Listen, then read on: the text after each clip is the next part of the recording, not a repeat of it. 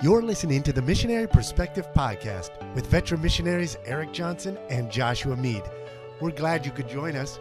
We trust this podcast will be both a blessing and a challenge as we relate topics in world evangelism from a missionary perspective. Now, here's Josh and Erik. Well, good morning, Josh. I tell you, I've never been so excited than I am today, or at least I was when I got your email a few weeks ago about talking about the Nationals. At least that's how I read the email. I got so excited that Josh finally wants to talk about the Nationals, and I started thinking about, what we're going to talk about. Should the Nationals re-sign Juan Soto for 12 years, or should we see if Josiah Gray is going to be a number one starter, or is Steven Strasburg and Pat Corbett going to have a bounce back year? And then I started reading your email again, and I realized you weren't talking about my favorite team, the Washington Nationals, 2019 World Champion Washington Nationals, by the way. No, you want to talk about Nationals on the mission field, which, by the way, is probably my second favorite topic to talk about as a missionary. But so today, last week we interviewed Daniel Jenkins, and he's from Georgia, right. And I wanted to do a segment about being brave, and he totally thought we were talking about the Braves there and things like that. I get what you're saying. Those are some good dad jokes we got going on. That's right. I'm excited. We're talking today, and we'll probably take the next two episodes to discuss national leadership, national training, mentorship, discipleship, just a little bit of that. We're just going to today discuss kind of a surface level about our own personal experiences in working with nationals and national leadership. And then as well, definitely some of the challenges. There's challenges, there's blessings. It's one thing to do mentorship in your own culture, but as we know, as missionaries, there's a whole nother layer that is added when you are doing discipleship and mentorship and training in another culture and in another language. And so we're going to share a little bit about that. So tell us a little bit. In past episodes, you've talked a little bit and shared some of the other churches you've started. Maybe just share a little bit of your experience with some of the national leadership you've been privileged to work with and to train. Tell us a little bit about that. Yes, we have had great blessings to work with some wonderful nationals. Now, let me just start by giving kind of introduction, saying that Josh and I would say there's probably, without a doubt, not a more important work that we're going to do as missionaries than to train nationals to take over local New Testament Baptist churches. And so in our experience, in almost 13 years now here in the Dominican Republic, we've worked with many, many different nationals. But the one specifically that we've been able to, say, train up and launch out and help come alongside and start their own New Testament Baptist churches are two men specifically. The first one was Brother Ari Amparo. He was a young man when he came to our church. I think he was 19 years old. It's a very interesting story. He had been actually teaching and reading the Bible and teaching in a Pentecostal church. And he wasn't even saved yet. As he read the Bible and really just devoured the Bible, the Lord saved him. I used to say he was saved in the Pentecostal church, and I kind of correct myself, say really he was saved by reading the Bible.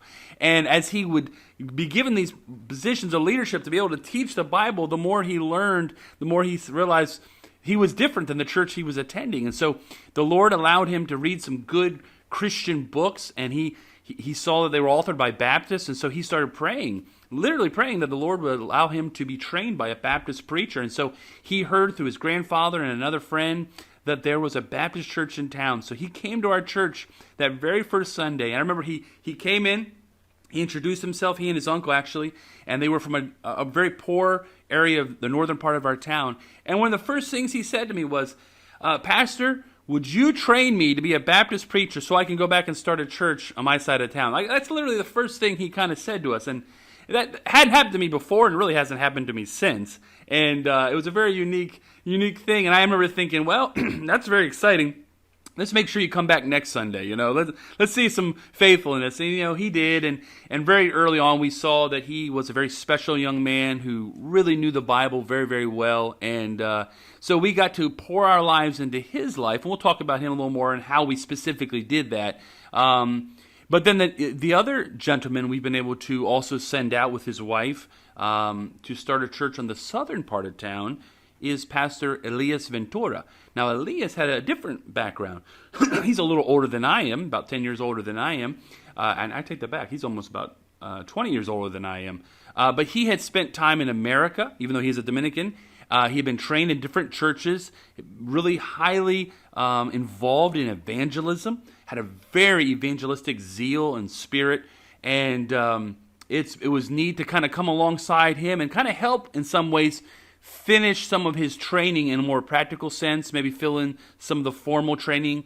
He had a lot of other training that we kind of helped finish him along. And really, as we'll talk a little bit later, how the Lord originally, in his own mind, he didn't necessarily have the call to be a pastor, and how the Lord kind of worked in his heart through other circumstances to get a desire for another part of town where he started a church. So we've had three different church dynamics. Our church is in kind of a middle class to upper middle class area, the first church we started.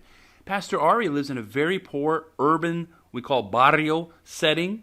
And then Pastor Elias lives out in the campo, in the country, where there are no other churches. And so it's been very exciting to come alongside these men, serve with them, help guide them for a time, and then send them out, and then to see the different dynamics. And so that, from a sense of who we are working with today, specifically as pastoral training and really mentorship and helping out with their church plants, that is the dynamic we have here in the Dominican. Exciting. It's similar here. We've worked with a few guys, not as many. It's not as big a church work here, not as many believers in this country.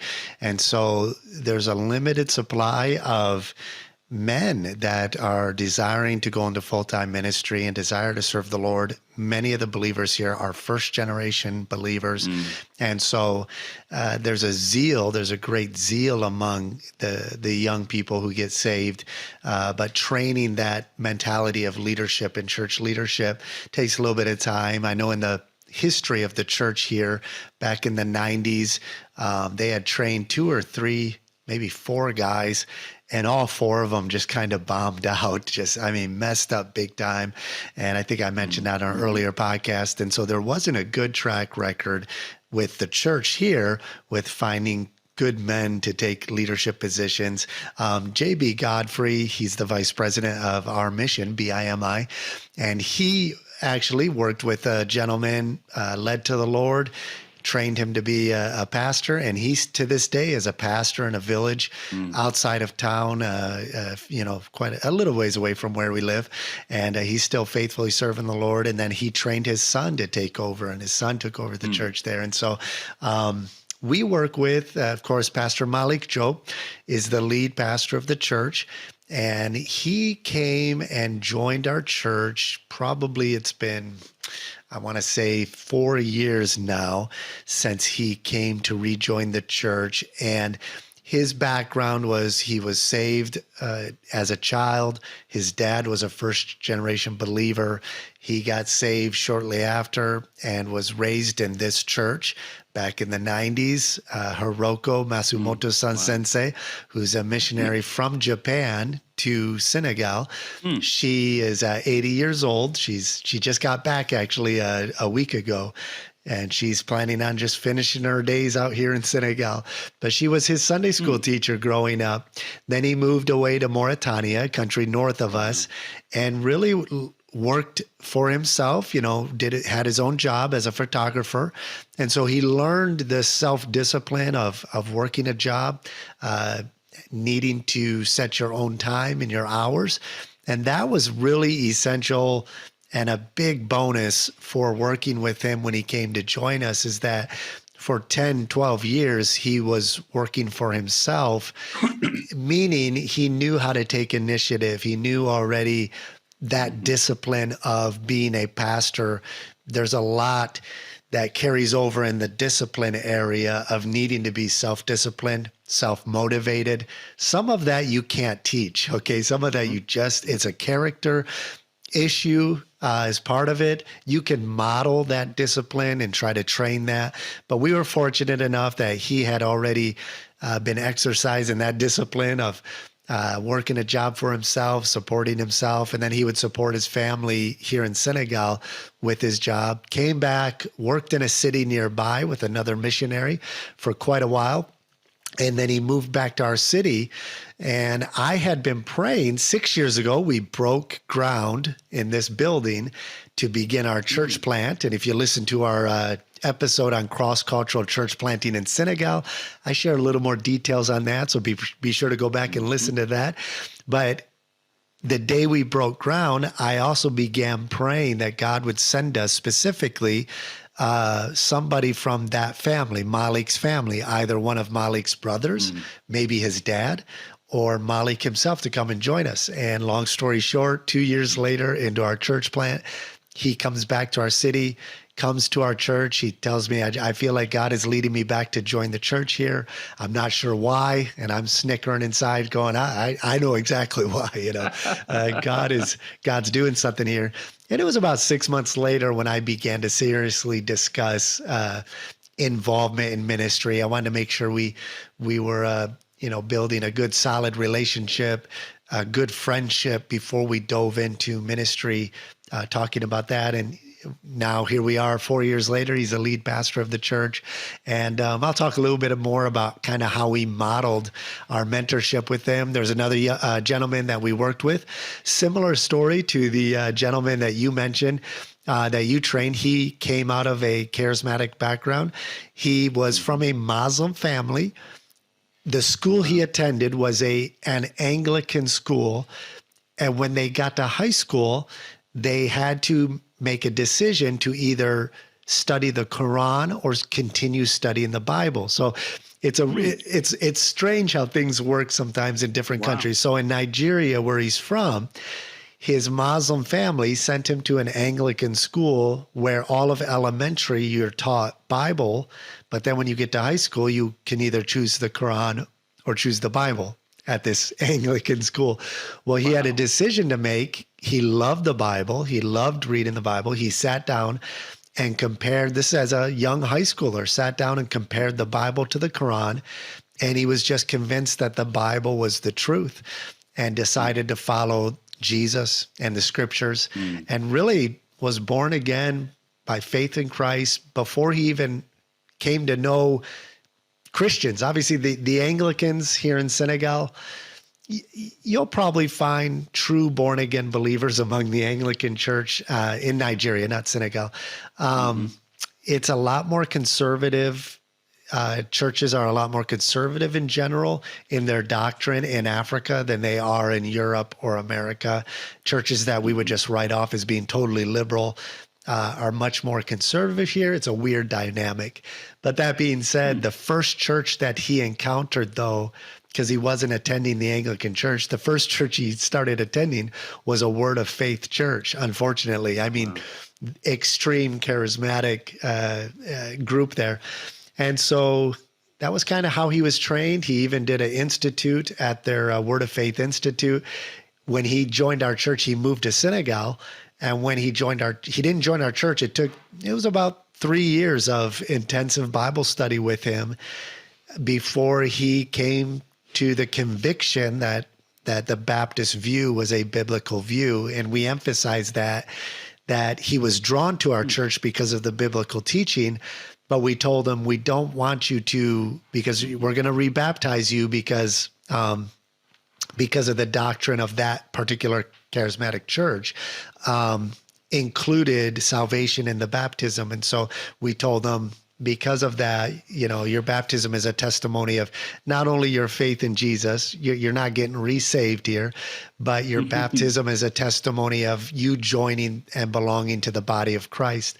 And so we're going to do that as a testimony that you're becoming a part of the body of Christ, of this local church. And we can get into rebaptism maybe another time, and where we, how you decide who you're going to rebaptize and who not. And that's an important thing that missionaries need to discuss. And maybe we'll get into that. But so it took 3 years before he said, we told him, you're not joining a club. This isn't the Baptist club and you just agree with us. And so you become a member. We want you by conviction to believe that what we are teaching is biblical, not because we're Baptist, but because it's Bible. And about 3 years went by and he said, you know what, this is where my convictions are. This is, biblical teaching. I'm ready to get baptized. And so he joined our church, and we did a little more intensive training with him. And then when Daniel Jenkins went to the Gambia, after about 2 years of Daniel and Sarah working in Gambia, we sent Lawrence down kind of as a missionary out of our church to assist Daniel.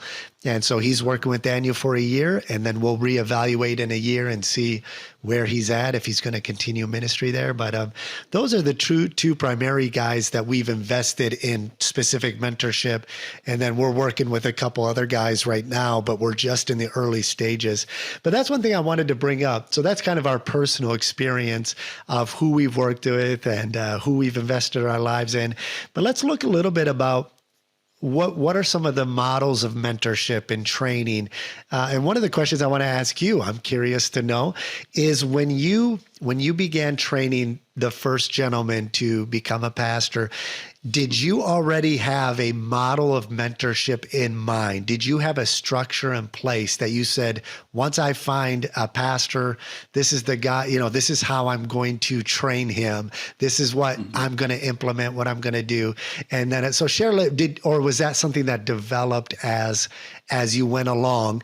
And then share a little bit maybe about some of the models of mentorship that you either implement or that are important to you that you've encountered along the way as a missionary.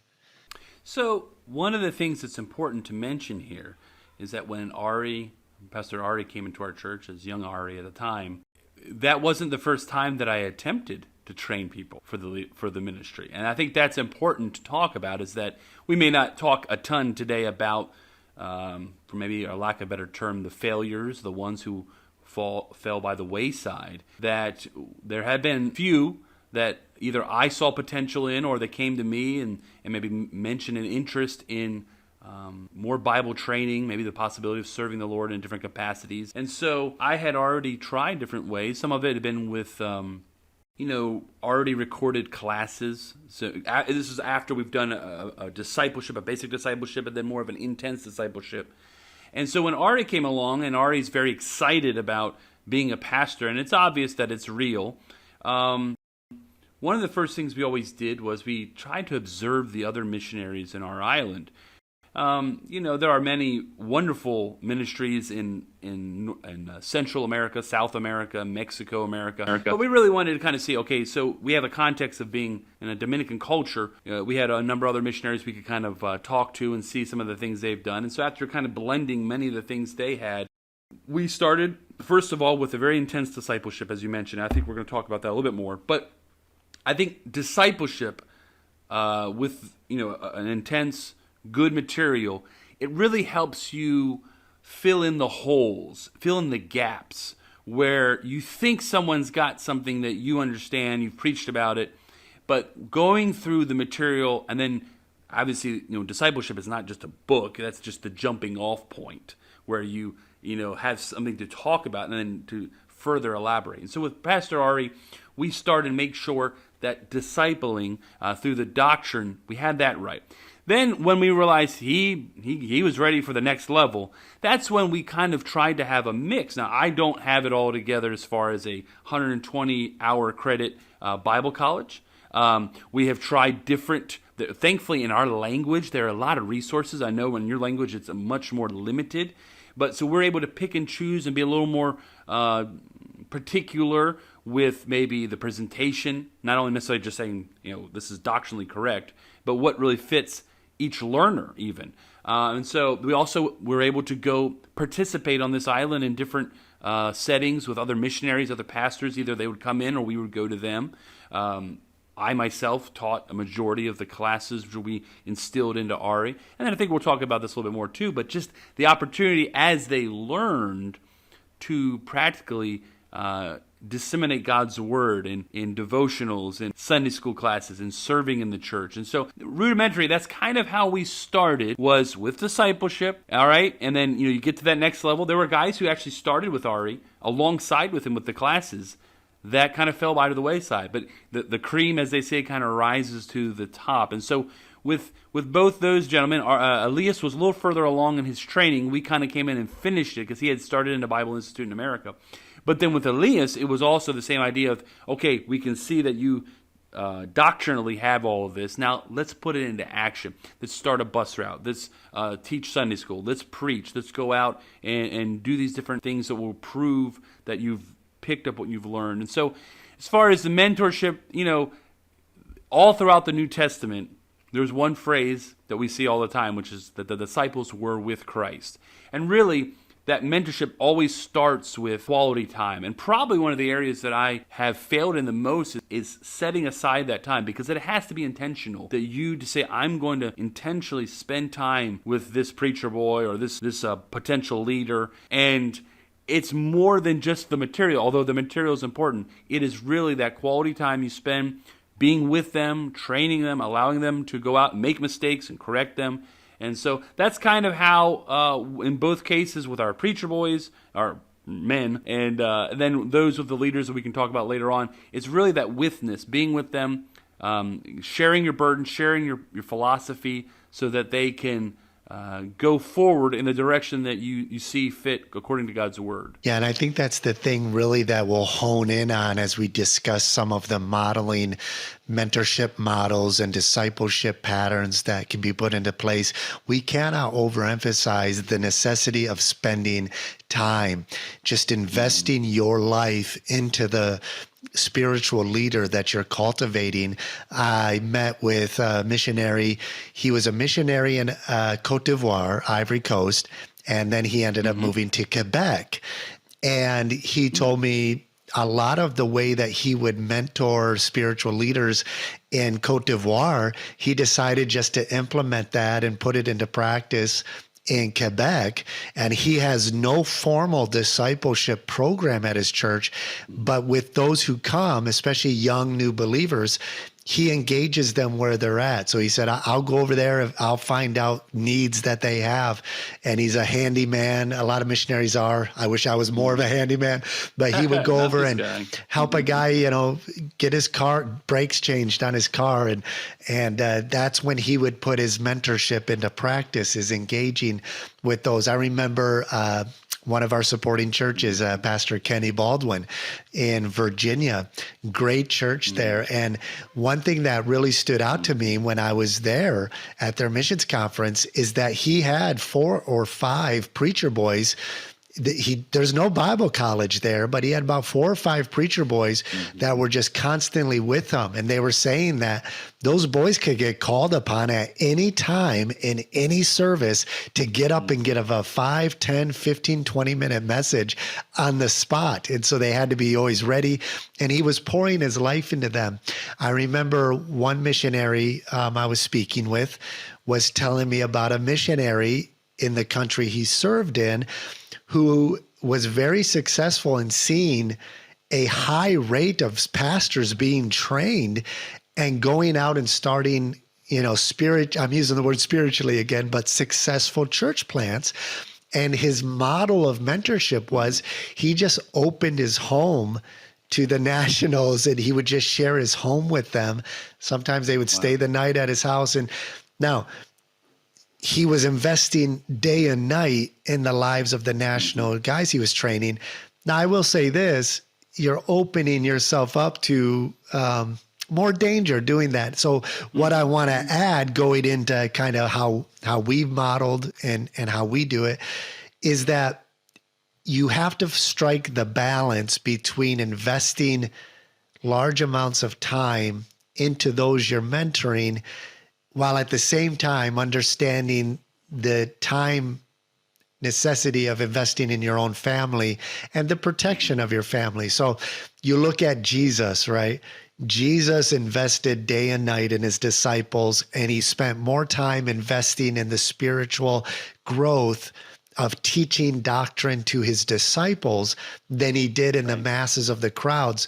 But you also have to understand that Jesus didn't have a family, right? He said, who is my mother and my brother? It's everybody who follows me. Whereas we're called to serve on the mission field with our families, and you cannot sacrifice your family. You have to find a balance there to invest your time in training of leadership, but not at the sake of sacrificing your family. And so that was a balance we're still trying to, continue to cultivate and strike. with Pastor Malik, when he joined, so much of our relationship was built on just spending hours together. The first year that he joined our church and began working together, we would spend 5 hours a day just talking.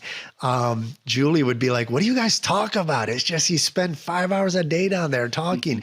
And we would talk about everything from evangelism in the Islamic context. I was learning from him, so I'm soaking it in from him. We would talk about culture. We would talk about the worldview, how people perceive the gospel. And then from my perception and my vision for the church, I would pour that into him. And it was in those sessions of us just talking that I would share my heart. And as I'm cultivating a vision for what God wants me to do, and I'm sharing biblical truth with him, I noticed as time went on, when he would preach, a lot of what I was pouring into him was coming out in his preaching. Even just last week, something I said to him in one of our meetings, he preached like an entire section on something we were talking about. And so that's a good sign of somebody who's teachable. And then, of course, so much I have learned from him and how to be, adapt to the culture and learn to be more effective in my evangelization and communication. And so one of the benefits of the way that we structured our church plant with just having Bible reading time was we would meet before church during the week. We would read our passage together, and then we would discuss the passage among each other so that our hearts were on the same page. And then that Sunday would come along and we were both rolling on the same page here. And we would be able to share together in this partnership of sharing the gospel on Sundays. It's almost like it doesn't make sense. You got to just have one guy doing all the work. A lot of times it's kind of our mindset, but it just worked because our hearts were knit in that mentorship time of both of us growing together. And then as I learned kind of how he would interpret the Bible, and I was, making sure that it was a biblical way in which he was interpreting scriptures and making application. And then we would just grow together with that. And then once we started doing traditional services, I would have him do a 10-minute session where he would, in the Wolof language, he would read a Bible passage, give a little thought. I would tell him, you got about 10 minutes, and we would work on that together. Then it bumped up to 20 minutes, and then we got to where he was preaching full services, full messages. And so just working together, and that he's more than anybody else that I've worked with, he's probably the one I've invested most of my time in. And now what's really neat to see is the same model of mentorship that I invested in Malik, and even the way I implemented him into leadership in the church to where we eventually got to the place of him becoming the lead pastor. He took that same model and then reinvested it in the others that we are training in the church. And so there's a young man right now, he's taking that same pattern and he's reinvesting it. Only my opinion is it's 100 times more effective because they're the same culture, the same language. He's going to take it much further than what I could even take it with him. And so it's exciting to see just the Bible put into practice, that the way Paul taught, that we're to teach others who are able to teach others also, and that multiplying effect. And I think you agree with me because you mentioned it, you can delve more into it, but it takes time. It's not just structuring, and I'm all for structure. I want to talk in a minute about some of the structure we have of discipleship and some of the model that we do. But 90% of the work is you just investing your heart, your life, and your time in the ones you're training. And I think that's so important. So it's very interesting how, in your case, you have this church that's planted and you pray and the Lord sends this labor and you knit your hearts together in training and he takes over the leadership. And I think that's certainly, of the different patterns we consider as being independent Baptist church planters, that is one of the first patterns we desire to have. And honestly, it's funny because everybody's story is different. That's how I envisioned it happening when Pastor Ari comes to our church and says he wants to be this.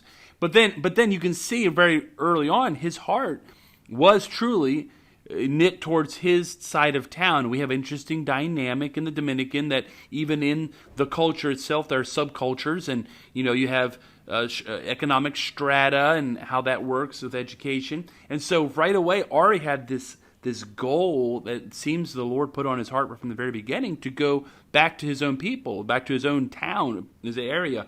And so as a missionary, I could understand that from the very beginning, even though selfishly I wanted him to take over the church we started. Well, then Pastor Elias comes on board, and this is a very interesting part about his testimony. I originally first met him and say, wow, this guy is, he's educated. The people respond to his leadership. It's obvious he's a mature Christian. I could see him easily being the pastor of our church. And I remember sitting right here on our sofa one day talking to him about that. And he was like, no, Pastor, I'm an evangelist. I go out and I knock on the doors. I bring people in. Well, what was interesting, and I believe he would say this is true, after we launched Ari out and we helped Ari start his church and we built him a church and his church is really rolling and getting going, I could see the tumblers working with Elias, that he says, you know what?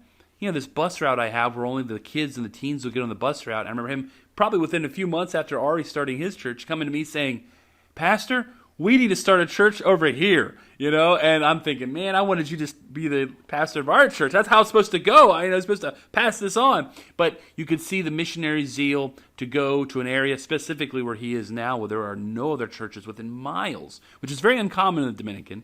And so in both of these cases, there's one gentleman that right away knows what he wants to do, and then the other one who through training, through service, the Lord gives them the burden. And all that came, as you mentioned, through time together, serving and studying the Word of God. Yeah. The language the Bible uses, and specifically the Apostle Paul uses, is familial language. Paul refers to Timothy as my son in the faith, but we know Timothy was a believer before he met Paul. In fact, Timothy was actively involved in ministry before he met the Apostle Paul.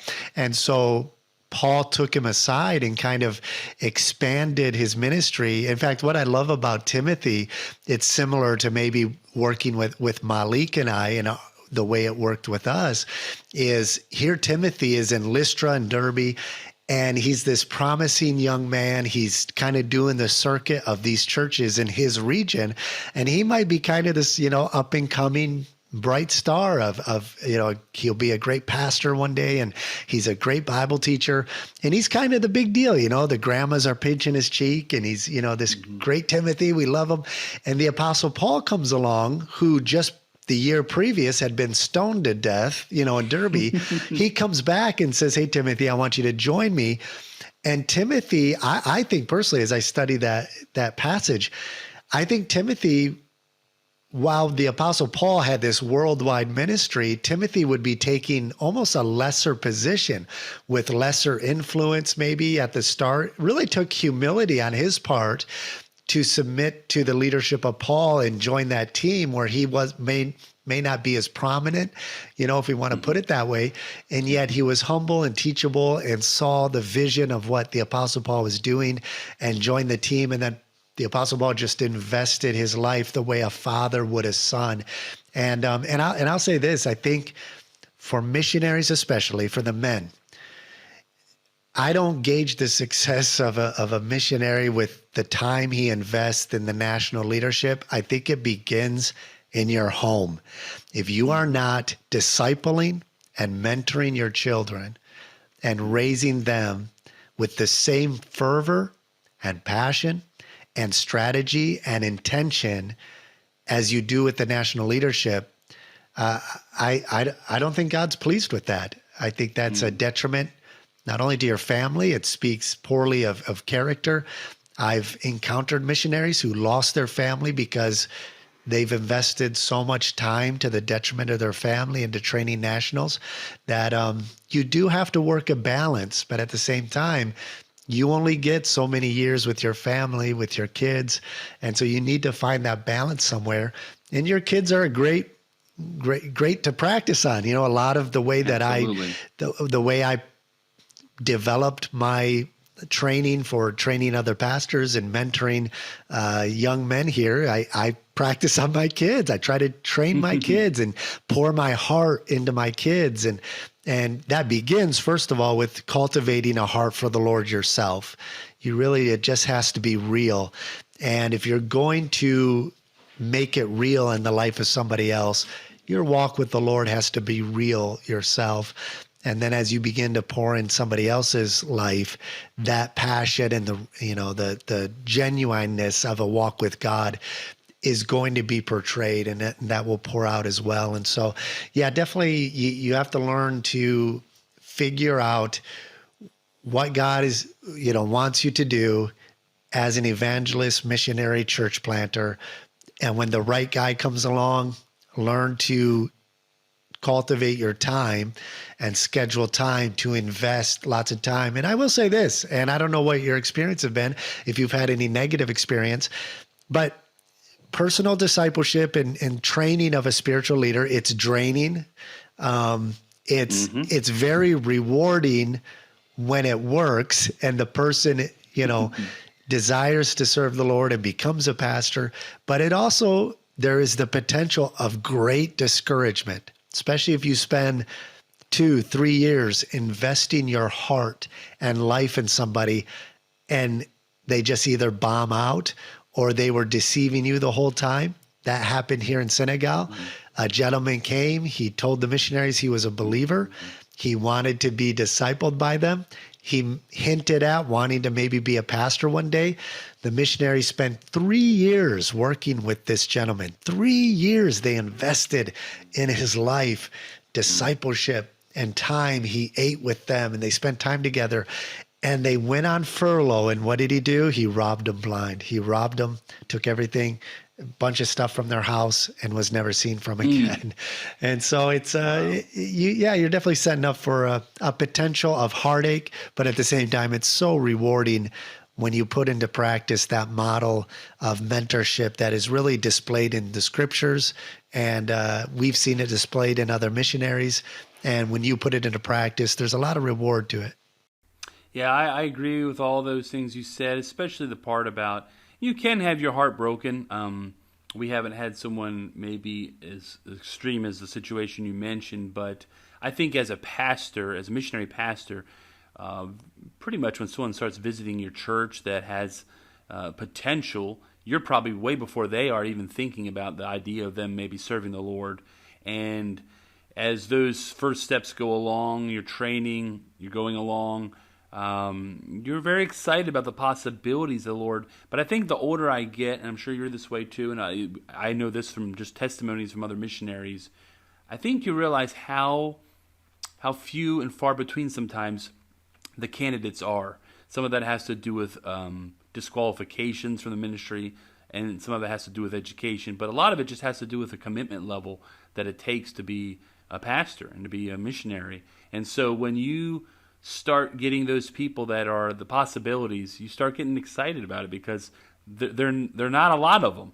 And so as a missionary, I think the thing I really want to express today more than anything is take the time, as Josh is mentioning, take the time with the serious candidates and make them a high priority. That doesn't mean they're all going to turn out, but there are few people who you will spend your life and you will help train them for the ministry, and they'll go on.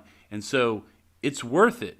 And it's probably, of all the things we do, the most important thing we do. So, yeah, there are going to be failures. There are going to be ones that fall by the wayside. Maybe some that don't become pastors, become good church workers and servants.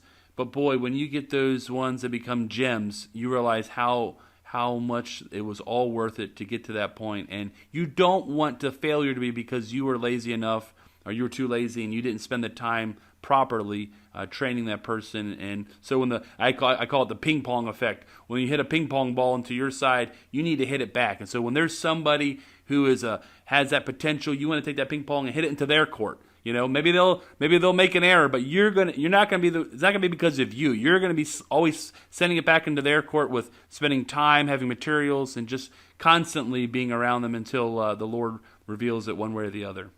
Yeah, that's really good. I think it's important to understand how how you are going to approach mentorship. If you're a young missionary and you just get into the field, maybe you haven't yet begun to mentor somebody, and let's look at the context of the mission field you're on. There isn't a formal Bible college, okay? A lot of times when there is a Bible college structure set into place, the structure is already there for you to plug your life into somebody. You have students who are there voluntarily. You have young men there that they know they have a desire to pastor or to lead a church. Not every missionary is in that context. We certainly aren't. We don't have any official institute. In fact, I don't think, as far as I know, in the evangelical world, certainly not in our small circle of Baptist churches here, there isn't really any formal institute for training that is long-term. As far as I know, there may be a couple here, but none that I'm aware of real well.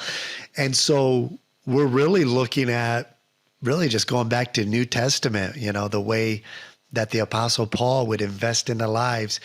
Now, there's the cliche saying that God does not always call the equipped, but he will equip the called. And so when he calls you to mission work, he's going to give you everything you need spiritually, mentally, to be able to accomplish the work that he has called you to do. But mentorship is not natural for everybody. Not everybody is natural at being able to train somebody else. And by that, I mean, you may be a good learner.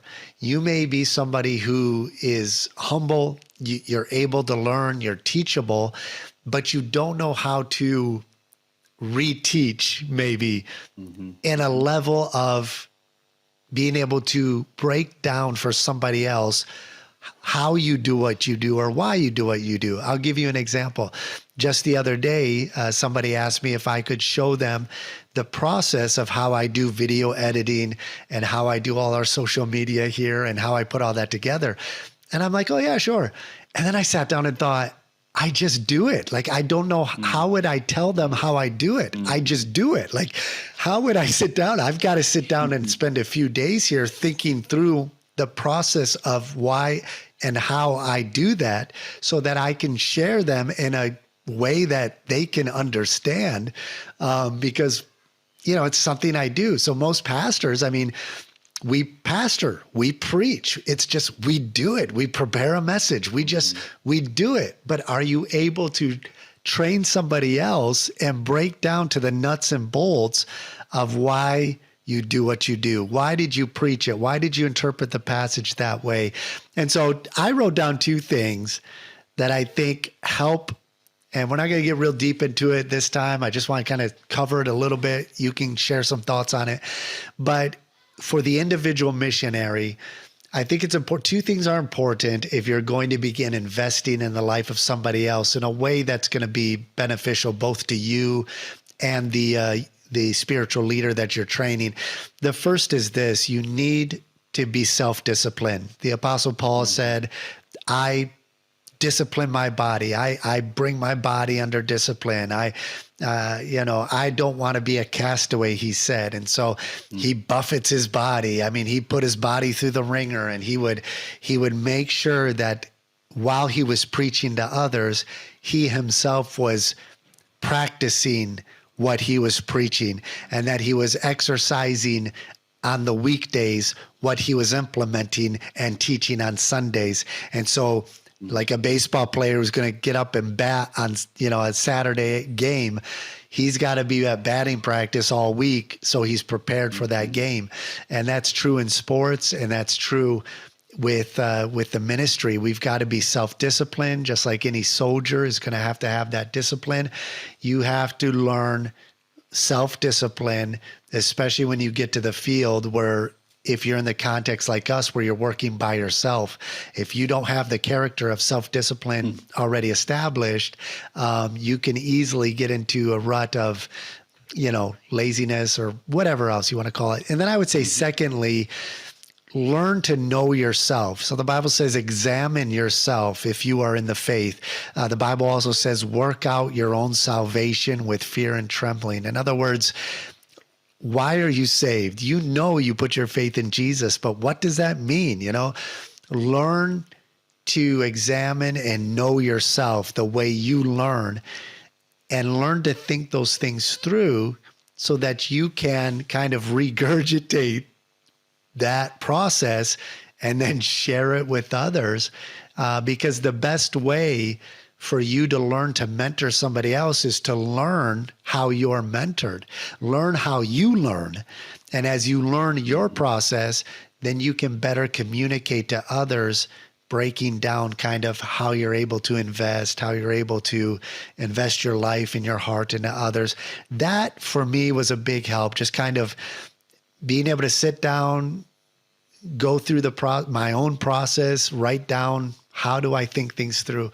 How do I learn? What is most beneficial for me? And as you learn the structure of how you yourself learn, then you can kind of see how other people learn and how you can break down different people's personalities and then be able to begin to invest. So I think those are two things that I would say just kind of surface level as we're talking about mentorship is learn to cultivate self-discipline yourself, and then learn how you learn so that you can become a better teacher. What are some of your thoughts on that? And then we'll get more into some of the discipleship structures that we've implemented. So I couldn't agree more with the 2 points you have, which are really wonderful, especially the idea of the self-discipline. When I think back, it's funny how when you mentioned that, it jogged my memory how there was a young preacher boy who wanted to serve the Lord. We started training, but very early on, I saw that his self-discipline was terrible, and actually he fell by the wayside and is not in church to this day. And so when Ari came along, and he says he wants to be a Baptist preacher, it worked out for us that at that time we were physically building our church building that we are in now. And so Ari has skills both as a brick mason, but more specifically as a painter. And before I did one class with him, we might have done some discipleship, but before I did any of that stuff, I had him working on the job site. I wanted to see what kind of worker he was, what kind of self-discipline he had. Because if he didn't have that, I wasn't going to spend any time, hours on end trying to train him the Bible if I knew that he was probably going to follow the pattern of this other gentleman. And right away, I saw the difference in his character than this other gentleman. And he was a hard worker to this day. He has a side business where he's actually a carpenter as well, and he builds furniture to help subsidize his life for his family, provide for them. And so, that was one of the first things when it came to seeing a potential leader, was to see that ability, that self-discipline, that self-motivation that you have to have not only as a missionary, but as a pastor, as a servant of the Lord. You mentioned learning, the aspects of learning. That's so important. We all learn differently. I learned Spanish from tutors, from being in a class, through digital ways. I learned all different kinds of ways. And so I think that's important. There was one other thing, and I'm old, so I forget what I was going to say. I'll probably come back to it. But so much when it comes to training is, like you said, doing a self-assessment of yourself and how you yourself maybe learned, and realizing, let me try going down this path, but being open to different ways and bringing others alongside to help you with the training was also something that was very vital for us. Yeah, absolutely.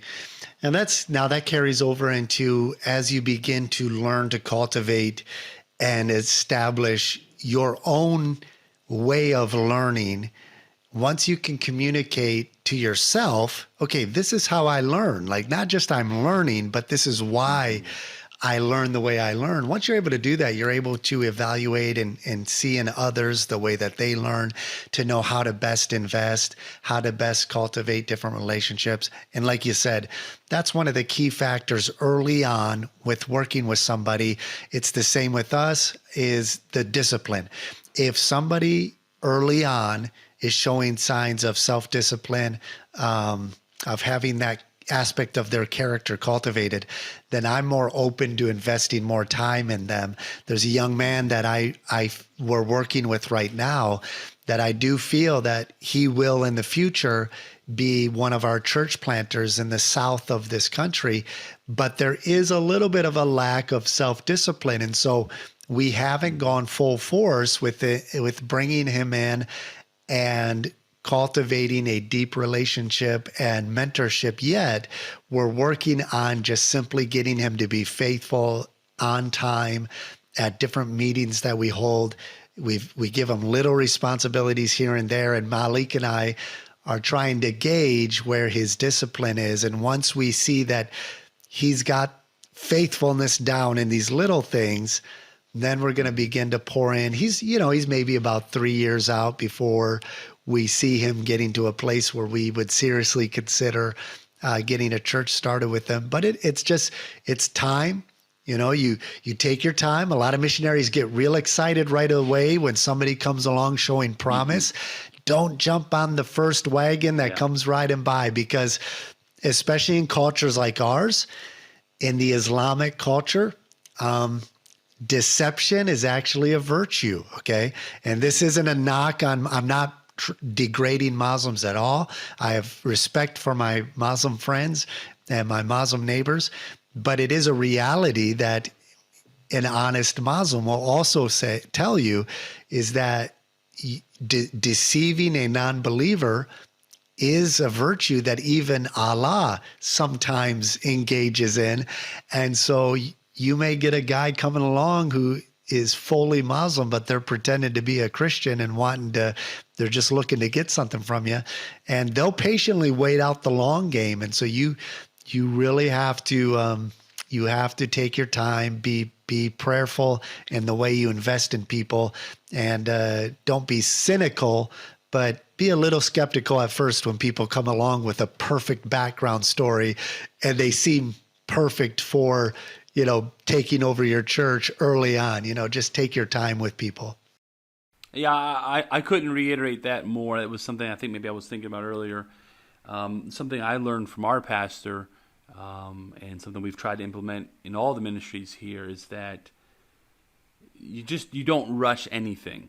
Time will always show character, will always show your heart, whether it be the positives or the negatives. That's in your own life, your own marriage, your own family. But especially with the Lord's church, you want to realize there's not a rush. I have seen so many examples where people have been put and rushed into leadership roles, and even in our own opportunities here, there have been times, maybe not as pastors, but maybe song leaders, things like that, where I realized, wow, I might have rushed that person along a little bit. But I've seen it in detriment when it comes to pastors, where I don't know the true heart of the missionary, if it was because he wanted to be able to tell someone he turned his church over. And I understand that desire, but our experience, our observations over the years, missionary, is that take the time to really know the person, not only their doctrine, but especially their character. They are so tightly woven together, hand-in-glove situation. I've known so many guys who have the right doctrine, had terrible character, and didn't belong in the pulpit. And I've seen guys who are wonderful gentlemen who had terrible doctrine and didn't belong in the pulpit. And both of those things take time as the mentor, as the leader, as the trainer, to help them along so that the cause of Christ is not damaged. And I'll just say this, we're coming kind of almost to our full hour here. And so we'll kind of end here. I think next week we're going to get more into details of some of the structure of discipleship and mentorship that we've implemented. I'll share next week the structure that we're implementing in national leadership training for the next coming years as we expand our church planning. I know you'll share a little bit, maybe more details, some of the discipleship.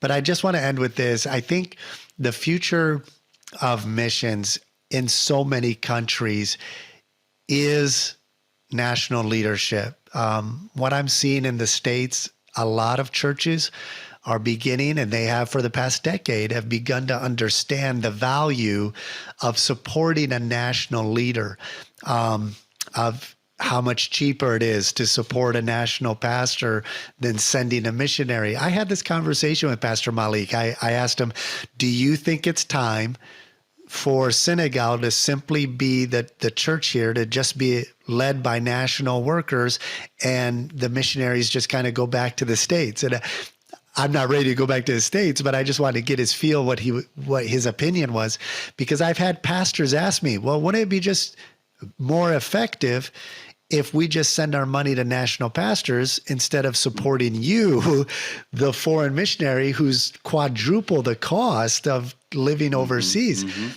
And I asked that question to Pastor Malik. He said, we need missionaries. We are not at a place in this country, in Senegal, where we're ready for the national church and the national leaders to take full control. But we are at a transition in Senegal where the national leadership has to step into the forefront. And I think missionaries have to be ready with that mindset. In the past, what I evaluated with different missionaries that I've read about and evaluated past ministries was it was almost this mentality of this is the missionary's work, it's the missionary's church, and the national is working for the missionary, okay? And what happened, I saw, and I've mentioned this in earlier podcasts, is when when the missionary leaves, sure, he's trained these nationals, but it was always the missionary work. And so when the missionary leaves, the nationals were wrapped up in the identity of the church, of the missionary. The church had cultivated an identity that was wrapped up in the Western missionary. And if the missionary leaves, they kind of lose their identity because they don't have that Western reference with them. Now they're kind of stuck in this middle ground of we're still African, but we were heavily influenced by a Western mentality. And there were great successes in the past, and some fell by the wayside of the work. All that being said, I think we're entering an era in missions, and maybe we've already begun that, where the missionary needs to understand coming in, this is a partnership. Number one, it's not my work, it's the Lord's work, and that's the way it's always been. This is God's work, and the Holy Spirit's going to take care of this work far better than I can. So I don't have to have my fingers on every little thing, and I don't have to be in charge of every little thing. But as you train nationals, it's not with the mentality that the nationals are working for me. This is a true partnership. And of course, in the structure of a church, there's going to be a structure of administrative leadership. That's foregone conclusion with the nature of humans. We have to have leadership and all that. But it's not the same structure as the way the world models it. Jesus said the chiefest among you is going to be the servant. You're going to serve, and in your serving one another, that's where you elevate the entire church work.